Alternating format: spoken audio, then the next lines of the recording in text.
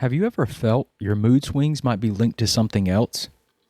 Dive in with us today as we explore the intricate connection between hypothyroidism, mood disorders, and the hidden factors that might be influencing your well-being. Welcome to the Hashimoto's Doctor podcast. You're now part of a growing community of people determined to take their health back through education and self-empowerment. But because of the healthcare system today, we don't have access to the types of healthcare that we want. So we have to do things differently. We've got to do things smarter, and we do that by becoming our own advocates. This podcast will give you the perspective and thoughts of one of the world's leading Hashimoto's doctors. So let's get started.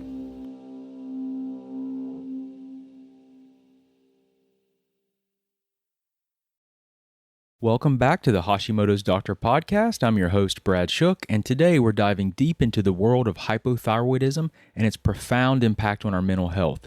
From depression to anxiety, let's uncover the science behind it all. Hypothyroidism isn't just about fatigue or weight gain. It has a profound impact on our brain health, and a deficiency in thyroid hormones can lead to multiple brain-based symptoms because these hormones play a pivotal role in the health of our nerve cells, our brain immune cells, and even the barrier system. It's called the blood-brain barrier that keeps things out of the brain that shouldn't be there. And if this system breaks down or is compromised, it lets things in the bloodstream pass into the brain that can trigger a very strong immune response. And this leads to problems with the brain itself and our cognitive function. So if you've been battling with mood disorders, it might be time to consider hypothyroidism as a potential culprit. And if you have a thyroid issue, you're going to want to pay close attention. So let's delve into the nitty-gritty here. And this might be a good time to take some notes if you're interested in tracking or trying to understand how this information might be able to help you. So first of all, your thyroid has far-reaching implications because literally every cell in your body is dependent on thyroid hormone to stimulate cellular energy production. And if your cells cannot produce energy, they cannot carry out their individual physiological task. So you have dysfunction at the level of the cell. And if the cells can't function normally, nothing else will. Because cells together make up tissues. Tissues together make up organs. Organs together make up systems, and systems make you. So if you have dysfunction at the level of your cell, it's going to be a major problem. So the first thing that we have to consider here is if there's hypothyroidism or suboptimal thyroid function. I mean, there are a lot of people that, their doctors tell them that everything looks good on their lab test, but they've had minimal testing, for one thing, and it's really not. It may be within the laboratory range as far as your TSH and your thyroid hormones, if those are even being checked, but it's not at an optimal range. And then another thing that's not usually checked is thyroid antibodies to see if you have an autoimmune process that's driving this entire thing. So this is something we've really got to consider here. So first of all, if you don't have good thyroid physiology, and I mean physiology because it's not just about the amount of thyroid hormone, it's can you transport it, can you use it by the cells, then a lot of things are going to be dysfunctional. So one of the things in particular are neurotransmitters, and these are the chemicals that run the nervous system. And in particular, if you don't have sufficient thyroid hormones, then you're going to have dysfunction with your serotonin and dopamine levels. And these imbalances can lead to a lot of different mood disorders. So this is something that we want to consider and make sure that we're not missing. Brain inflammation, for example, is another problem that can occur. And when you have issues with your thyroid hormone not being optimal, you can actually have problems with not only the neurotransmitters, but it can reduce the nerve conduction and the communication between nerve cells, leading to depression. So brain inflammation is another thing that can occur as a result of this. There are several physiological processes that get disrupted. Another thing that we need to really talk about is blood sugar fluctuations. And this is important because blood sugar fluctuations can create a lot of problems. And unstable blood sugar can cause mood swings, and a lot of people that have Hashimoto's often have problems utilizing their energy, the energy from their diet efficiently because, again, if you don't have adequate thyroid hormone, then you can't stimulate cellular physiology. And if you can't stimulate the cells to produce energy, you can't use the fuel that's available. So blood sugar fluctuations can create a lot of problems for people because these swings in blood sugar will cause spikes in your insulin, and that can drive an inflammatory process. So blood sugar fluctuations are also really significant and things that you want to try to control with diet, but also, one of the primary things you have to look at here is thyroid function and physiology. So another thing that we need to consider is brain autoimmunity, because some Hashimoto's patients or people with Hashimoto's develop brain autoimmunity, and this can lead to further brain inflammation and depression. I'll do a multiple tissue antibody screen to look for the autoimmunity in other tissues. And one of the things that is commonly seen is expansion of the autoimmune process in people with Hashimoto's to the cerebellum, to the back part of the brain. And there's an association too with gluten reactivity.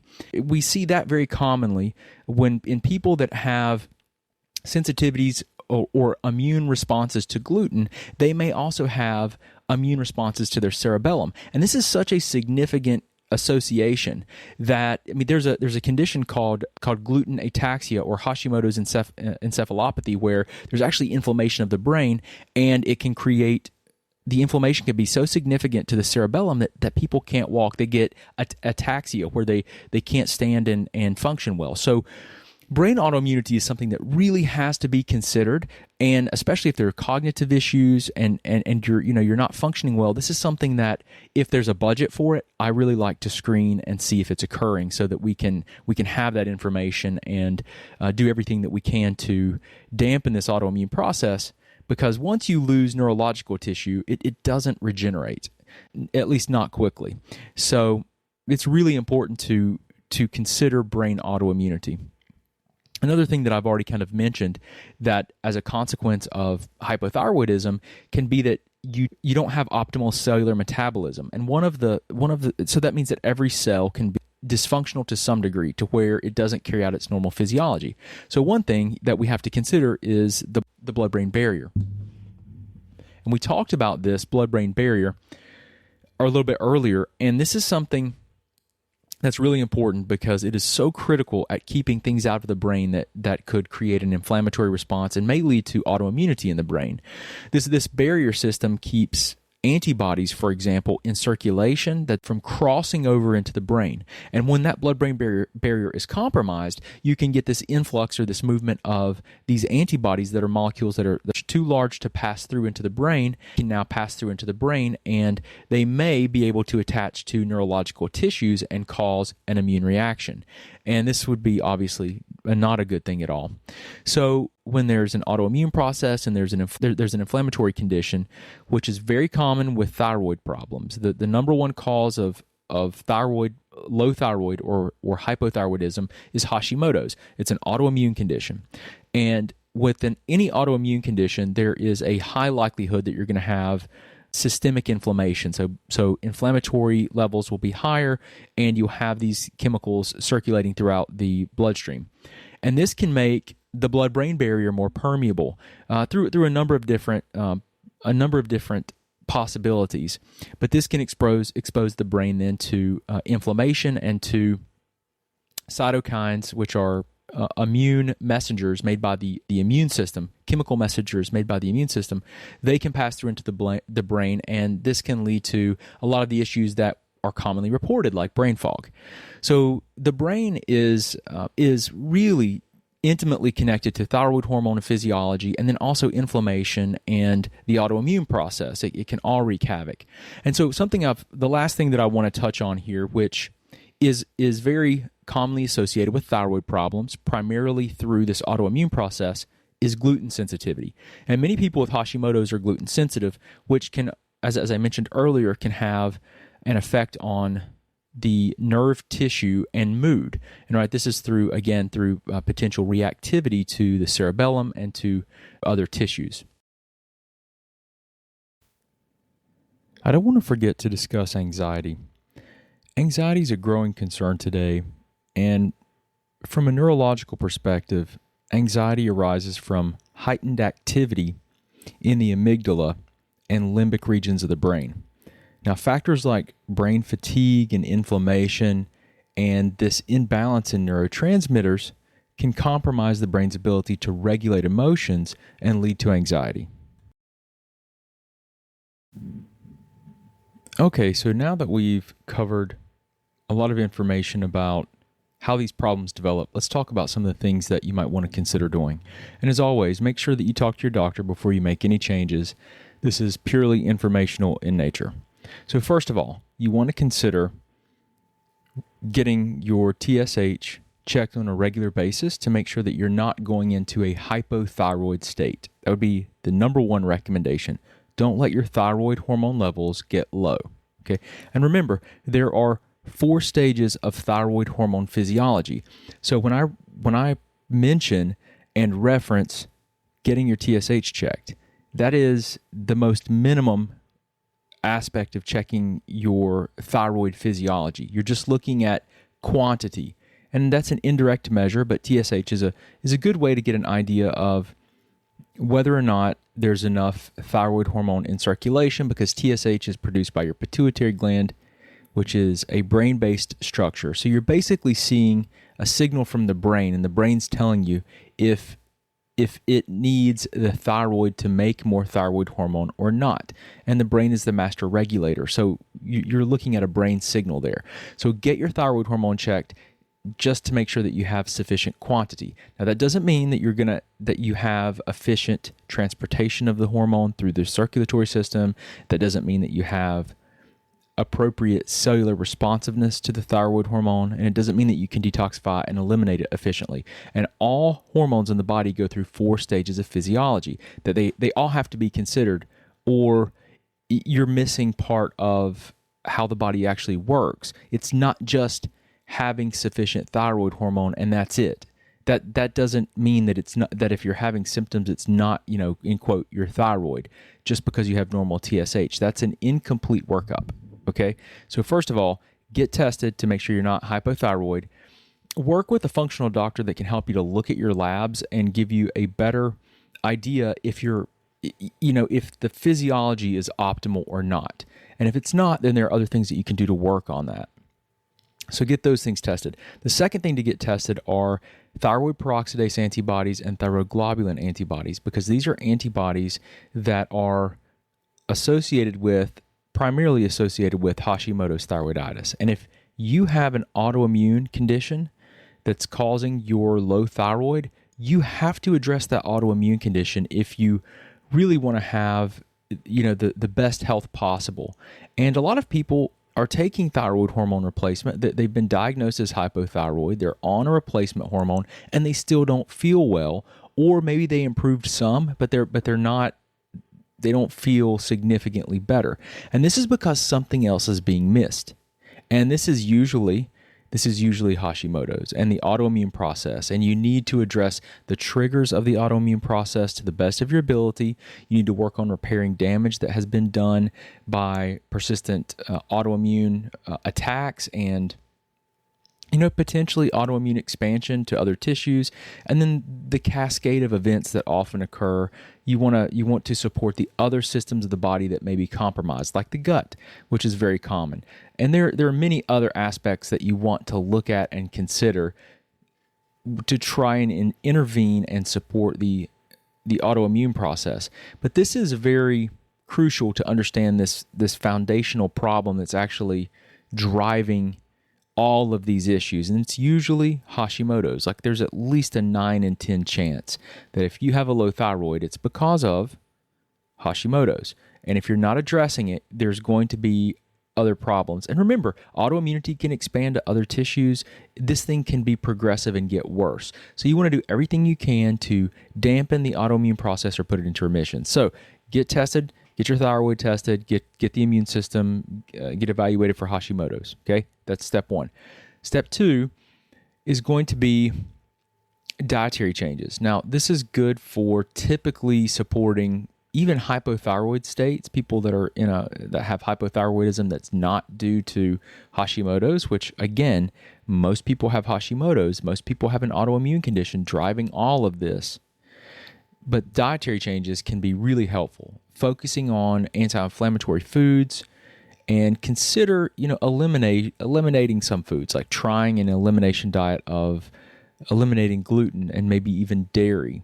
And if I had to say the most common food sensitivities that I see causing problems in people that are autoimmune or with Hashimoto's, it's going to be gluten, dairy, soy, eggs, and yeast.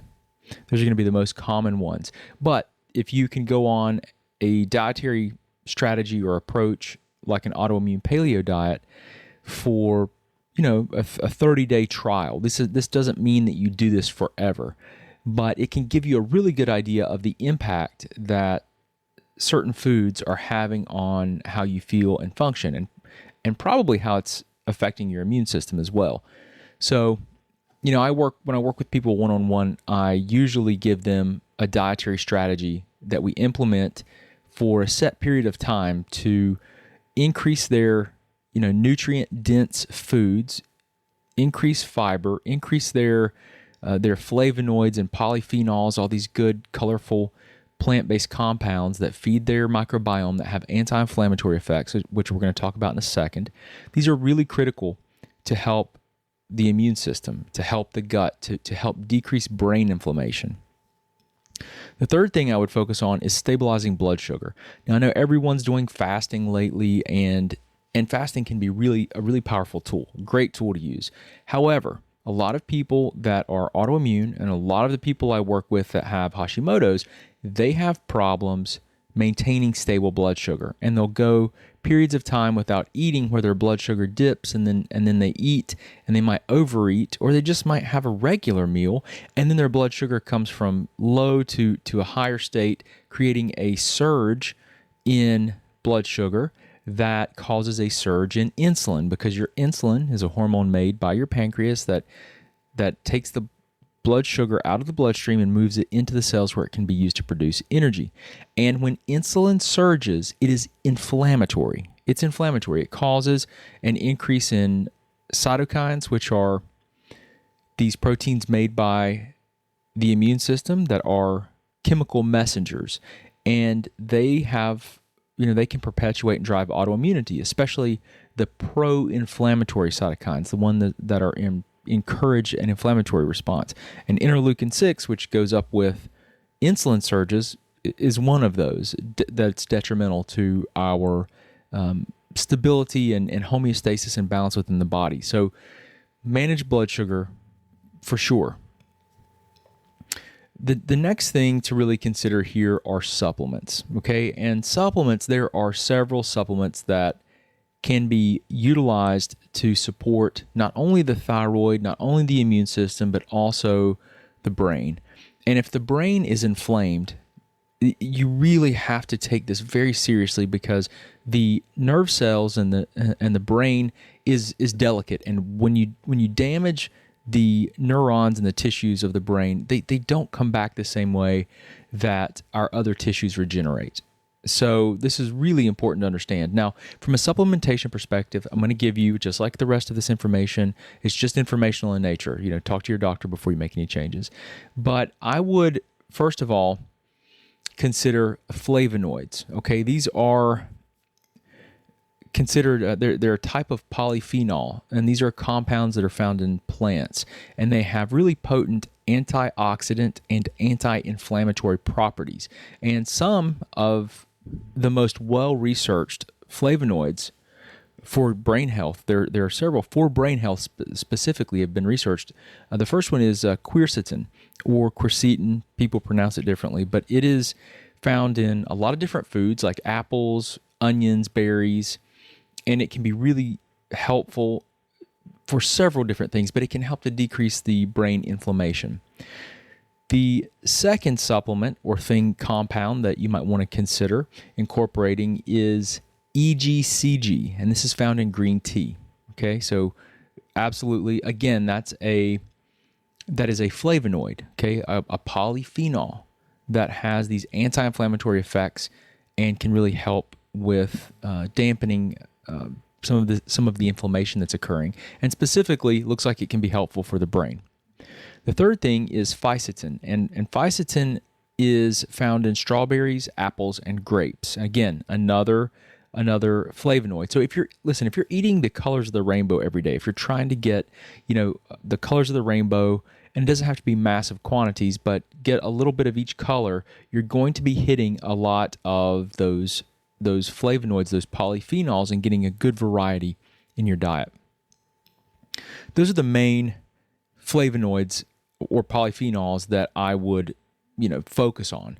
The next thing that you want to consider are omega-3 fatty acids. Okay, and you've probably heard a lot about omega-3 fatty acids over the years. It's become much more popularized, and really for good reason, because these are essential fatty acids that are known for their anti-inflammatory properties.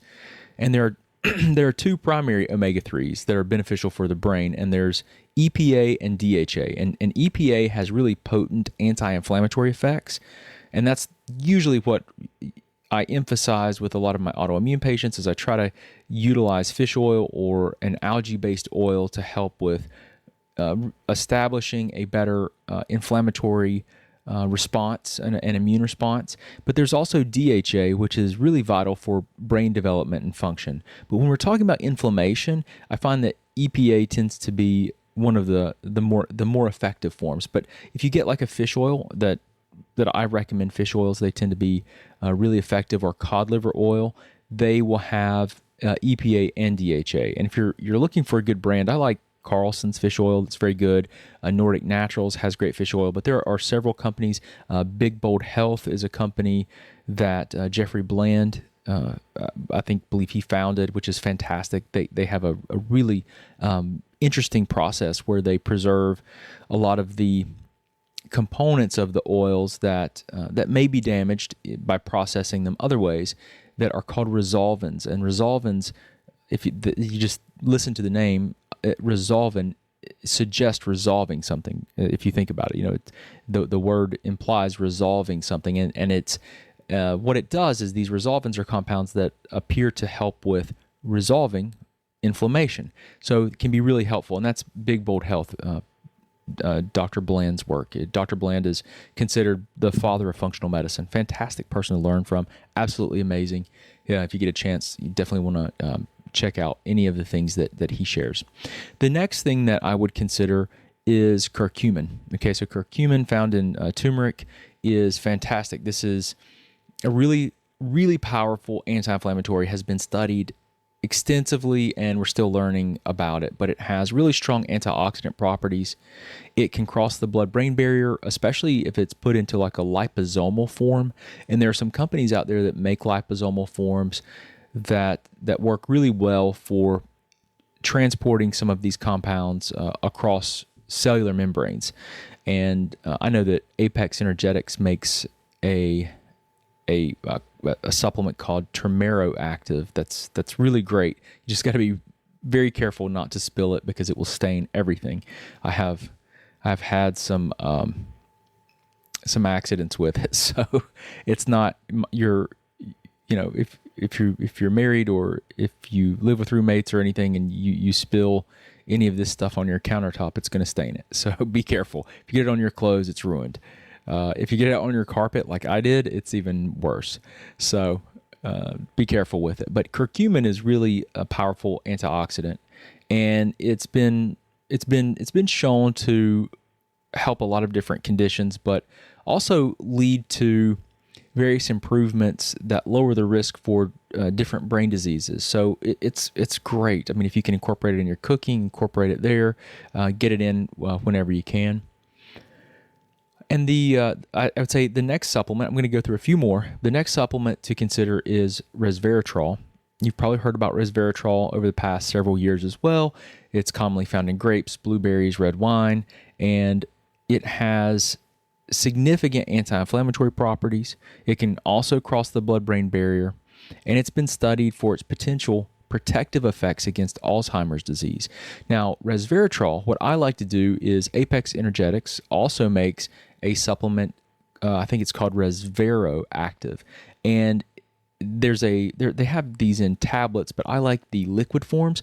Both the Resvero Active and the I think it's Turmero Active for the turmeric are fantastic. They taste good, and they have a little syringe that you can pull them into. It's really a great delivery system. It's liposomal, so it's highly absorbable. And when you take these together, they're more effective. They actually have a synergistic effect where they significantly dampen the inflammatory pathways. So a lot of times if I have someone that's really inflamed, we'll use both of these at higher doses for a week or so. And this can be a really helpful way to quench some of the inflammatory processes that are ongoing, and that can be really helpful for brain fog and for cognitive function, especially because of the brain inflammation quenching effects. The next supplement I would consider is alpha lipoic acid, and alpha lipoic acid is an antioxidant that can cross the blood-brain barrier, and it's also been shown to reduce inflammation and oxidative stress in the brain. So another good one to consider incorporating. The last few supplements, I've got a few more, but these are important because we're talking about the brain. And when the brain is involved, you really want to get a lot of things, incorporate a lot of things if you can. And even if the brain's not involved and you have autoimmunity, these are all fantastic supplements that can be used in a short-term strategic way, not necessarily forever. So keep that in mind. It's not forever, but these can be tools in combination with food and diet and lifestyle changes that can make a difference. So the next supplement is N-acetylcysteine, or NAC as it's commonly abbreviated. And this is a precursor, so it means it comes before the antioxidant glutathione, which glutathione has been shown, it's the body's master antioxidant. Your body makes it. Some people have issues with making it. They don't make it in sufficient quantities, or if you get exposed to a significant toxic exposure, you will use more of it and you can deplete it. And if you don't eat enough sulfur, foods with sulfur, then you won't have the raw ingredients to make it like you should. So it's a very potent. N-acetylcysteine is a precursor, so it comes before. It's needed to make the antioxidant glutathione, and it's been shown to reduce markers of inflammation in the brain. And I'll often use NAC, or I'll use liposomal glutathione. Apex Energetics has probably my favorite one. It's a liquid form. Again, it's called trisomal glutathione, and it has a combination of the liposomal glutathione. It has S-acetylglutathione, I believe, which is another absorbable form. It has NAC, and it's all in this liquid, and it works very well too. You keep all these refrigerated. The three supplements I mentioned from them is the trisomal glutathione, the Turmero, which is a turmeric supplement, and then the Resveratrol Active, Turmero Active, and Trisomal. Those are a fantastic combination that I will oftentimes recommend initially to help quench the inflammatory pathways. Can be fantastic. But I mean, you can get, there's a lot of other brands out there that are good too, I'm sure, but as far as being in a liposomal form and tasting good and being highly absorbable so that you can get more rapid absorption and better results initially, those have been the best that I've found. Okay, so the next group of vitamins, and I say group because it's the B vitamins, and there are several of those, but specifically B6, B9, and B12. These can really reduce levels of an amino acid that can build up in the blood called homocysteine, which is linked to inflammation and various neurological conditions. So the B vitamins are important too, but what I like to do is really get people on an immune system neutral multivitamin. So it has vitamins and minerals that you need, so you kind of fill in any small nutrient deficiencies, which I kind of refer to as like nutrient potholes, so that normal physiology can occur, so that you can carry out normal chemistry. And if you think about, for example, the next supplement, which is magnesium, if you're deficient in magnesium, your body can't carry out the hundreds of biochemical processes that require magnesium, because magnesium is called a cofactor. So you have to have it so that normal chemistry can occur. So magnesium is a good one, is the next supplement. It's one of the last ones that I want to talk about. But magnesium is especially helpful, and it's especially helpful in the form of magnesium threonate. That's magnesium L-threonate whenever you have a brain-based issue because it crosses the blood-brain barrier. Because remember, that blood-brain barrier is a protective barrier that's designed to keep things out that shouldn't be there. But it can cross the blood-brain barrier, and it can support the neurons, the nerve cells of the brain, and really help to reduce symptoms of depression and anxiety, which can be made worse by inflammation. And I've taken this one, and it really does help calm the mind and focus. It's a really great form of magnesium that can be helpful in these situations. Okay, so last few here. Vitamin D. Vitamin D is critical. I talk about it all the time because it's been linked to really helping to improve inflammatory responses, and basically it helps your immune system to produce these special types of cells called regulatory T cells. And these regulatory T cells, they're kind of like the conductor of the orchestra of the immune system. And if you don't have good regulatory T cell function, then you don't have the proper responses by the immune system. So the inflammatory response, one of the things that we'll commonly see is it won't calm down efficiently. It will the immune system will stay in this inflammatory state, and so vitamin D can be really helpful at helping with the inflammatory response. And so it's really good to test as many of these things as you can so that you get an idea where you kind of are starting without just taking all these supplements without any kind of baseline. However, I've had a lot of people that have done that, and just based on my experience clinically, typically we can start a lot of these things at doses that aren't going to be too much, and see some real positive results. So vitamin D is critical. Another supplement would be, or you can get this from food too, but probiotics, which are living bacteria, and I mean they can even be dead bacteria, and they will have an effect. I mean, there's been research that shows that even something about the bacteria help to change our GI tract bacteria and our immune responses. So there's something in that we talk a lot about in functional medicine, which is called the gut-brain axis. And it's basically this two-way communication between your digestive tract and the brain and the digestive tract. And this happens through the vagus nerve, which is a nerve that directly goes from the brain to the gut, and the brain and the gut can then send information back through the vagus nerve, but it also happens in the blood. And that happens through different metabolites and information, basically things that are passed into the bloodstream through the digestive tract. So probiotics can be really helpful to reduce gut inflammation, help with the immune system, which can in turn reduce brain inflammation.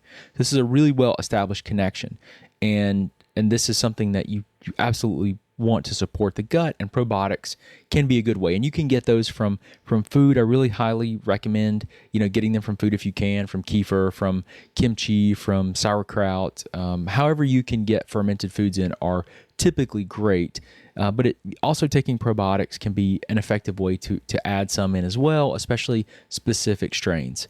So there are, when you talk about the probiotics, there are typically like 3 different general groups of things that I take that I will sometimes recommend for the gut. So there are like food-based bacterial strains that you'll commonly find in things like kefir or kefir, however you pronounce it, however you prefer to pronounce it. And then there are spore-based probiotics, which are bacteria that are typically found in the soil. So spore-based, soil-based probiotics, which most of us don't get exposed to the soil enough, and we don't get colonized with these things. And then there's actually a yeast called Saccharomyces boulardii that can be really helpful as well for a few different things. So I'll often recommend those together as a combination support. But you want to start slow with those. Some people react to them, and then of course if you can get them from food first. And then let's see, the last supplement would be to consider would be like CBD oil. And the reason I mention CBD oil is because there's been a lot of research on it, and it's been shown to have some potential anti-inflammatory effects on the brain, and especially in the context of like neurodegenerative diseases. You may have heard stories about people who had children that were epileptic, and they started taking it, and it started making a difference. So it does have, our body is filled with receptors to these cannabinoids, and there are several different types of receptors, cellular receptors. So these things have an effect, and they can have this anti-inflammatory or immune regulatory effect. So I think it can be really helpful potentially, and something to look into. So those are the supplements. I mean, quite a few supplements and things that you might want to consider here that can be real game changers for people. And then lastly, I don't want to leave this out because this is a really foundational aspect of helping your immune system and helping to have proper inflammatory responses, and that is really looking at your lifestyle and making some lifestyle adjustments. And if there's one aspect of your lifestyle that you need to optimize, it is sleep. That hands down, that is the most critical and important aspect of your health is sleep. Probably more important than the food that you eat, the different types of foods, because sleep is where your immune system and a lot of things repair and regenerate. So focusing on sleep is critical. I highly recommend people use biometrics tracking devices like smartwatches, smart rings, using apps on their phones like Sleep Cycle so that they can track their sleep. They can record. Sleep Cycle will record if you snore, talk, if you make noise, if you're stirring, and it can give you so much information that you will not have any other way. And that is a fantastic thing to really focus on optimizing sleep. I talk all about sleep. I will record a podcast soon on specifically on sleep because it's that important. And I teach that with the people I work with one-on-one, and in my transformation program, there's a few things that we really focus on optimizing, and lifestyle is one thing that you cannot neglect. I mean, it is absolutely critical to look at lifestyle because it can be a major driver and a factor that's also keeping you from recovering and making progress.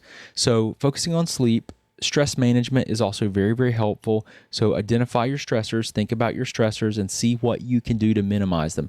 There are breathing techniques you can do. There are meditations that you can do.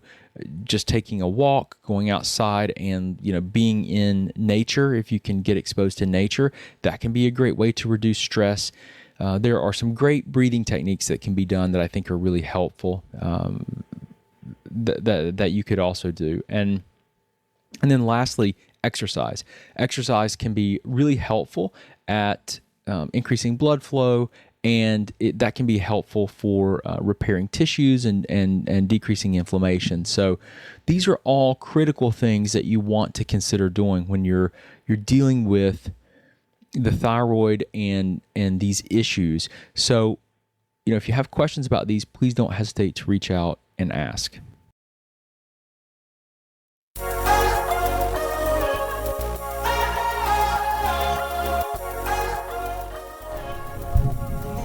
If you found this episode helpful, please share and leave a review. It really helps the podcast. And as always, don't forget to subscribe so you don't miss an episode.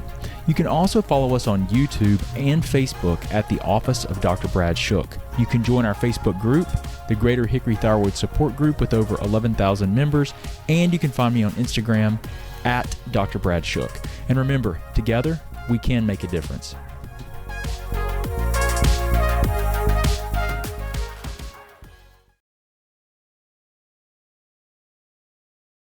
There's no doubt about it. Health is very complicated, and these issues that we're talking about are not the typical experience that everyone goes through. But by understanding these intricate connections and taking these proactive steps, you can improve your health and navigate these challenges. So just remember, you're not alone in this journey. Before we go, I'd like to leave you with a quote from Buddha. Health is the greatest gift, contentment the greatest wealth, faithfulness the best relationship. Until next time, everybody, here's to your health. Thanks so much for listening. We hope you enjoyed hanging out behind the scenes with Dr. Shook. You can also talk with and learn from Dr. Shook through Facebook Live on our Facebook page at the Office of Dr. Brad Shook. Don't forget, you can also get access to our videos, guidebooks, and thyroid programs at www.drbradshook.com. Oh yeah, and don't forget one more thing. We can change the world one person, one family, and one community at a time. Until next time, remember, today is your day, and no one will tell you who you are and what you can be.